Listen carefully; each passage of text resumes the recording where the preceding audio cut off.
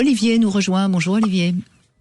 Bonjour Gilles, bonjour Philippe. Bonjour Olivier. Alors votre témoignage est intéressant parce que je crois que c'est après un infarctus que vous avez perdu votre libido. Ah oui, elle s'est envolée du jour au lendemain. Voilà. Donc les médicaments, ils sont pour beaucoup. C'est toujours pareil, un thorax caverneux rempli de sang et à partir du moment où vous avez un problème sanguin lié à une montée d'hypertension, on vous donne des médicaments pour éviter de vous énerver, pour fluidifier le sang, mais bon, ça vous assomme, alors que ce soit des anxiolytiques ou alors des bêta-bloquants. Le résultat est le même, c'est blanc-bonnet et bonnet blanc. Tout disparaît, mais de jour au lendemain. Oui, vous voulez dire que vous n'avez plus d'érection. En tout cas, les médicaments. C'est même pas de libido. Il n'y a pas d'envie. Oui, c'est ça, bien sûr. Mais donc, vous savez... il n'y a pas d'envie, il n'y a pas le reste.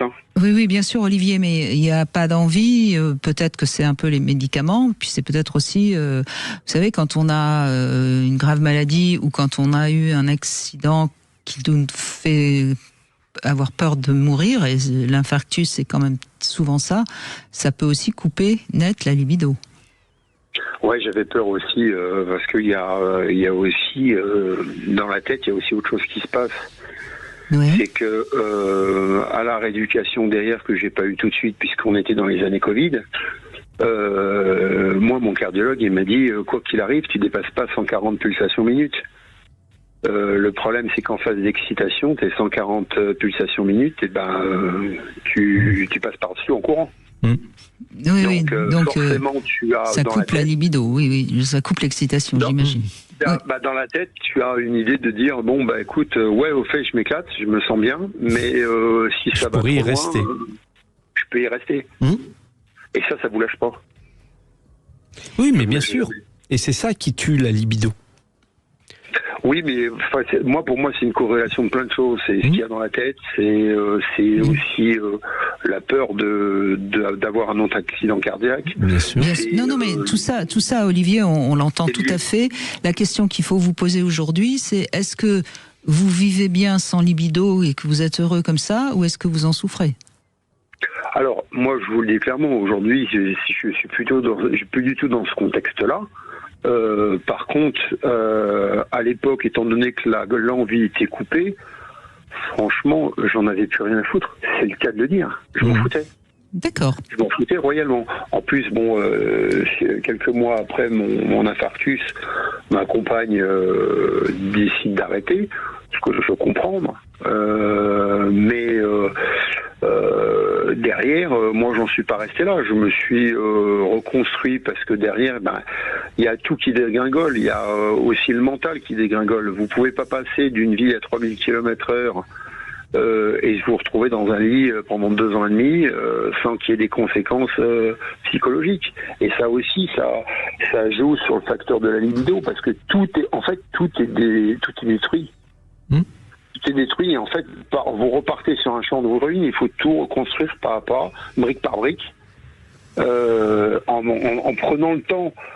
C'est un peu comme la rééducation cardiovasculaire. Quand je me suis pointé 3 ans et demi, parce que avec mes problèmes de santé, on m'a permis de me rééduquer 3 ans et demi. Oui, mais on va essayer de rester sur le sujet.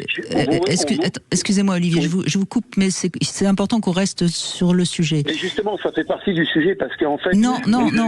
La question qu'il faut qu'on vous pose et que vous répondiez, c'est est-ce que à partir du moment où vous avez cet infarctus, est-ce que vous vous êtes dit, moi, le sexe, ça m'intéresse plus, j'en veux plus, pour quelles que soient les raisons? On ne peut pas se poser cette question-là parce que le corps, que ça soit physiologique ou que ça soit sexuel, il a besoin d'un temps de réadaptation. Quand je me suis pointé chez mon kiné pour dire, quand est-ce que j'irai mieux, docteur, pour que ma vie redémarre et ma sexualité redémarre, donc là, vous répondez à ma question. Non, mais là, vous avez répondu à ma question.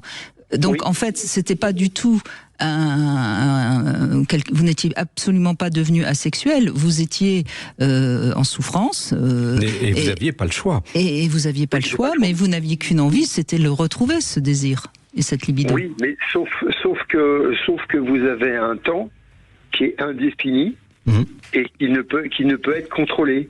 Moi aujourd'hui, on est en 2026. Je vous le dis honnêtement, Brigitte, ça fait 6 mois que je reviens à la normale. Il m'a fallu 5 ans et demi. Oui, mais parfois c'est plus, parfois c'est moins. Ça, c'est la difficulté de... Aujourd'hui, vous avez retrouvé une sexualité ? Moi, je suis célibataire maintenant. Oui, d'accord. Mais moi, à chaque fois que je sollicite, ça marche très bien. Okay. Ça marche très bien. Mais je suis passé aussi par une modification de toute ma vie à côté pour retrouver ça. C'est-à-dire que mon hygiène de vie a totalement changé, ça s'est amélioré. Les épreuves, ça sert à ça, Olivier, c'est à se transformer et de préférence en mieux. Au niveau médical, j'ai supprimé certaines choses parce que j'en ai plus besoin. Ma rééducation physiologique a avancé. Et puis, je me suis aidé de certaines choses qui m'aident bien dans le retour de ma libido. Alors, je vais parler franchement.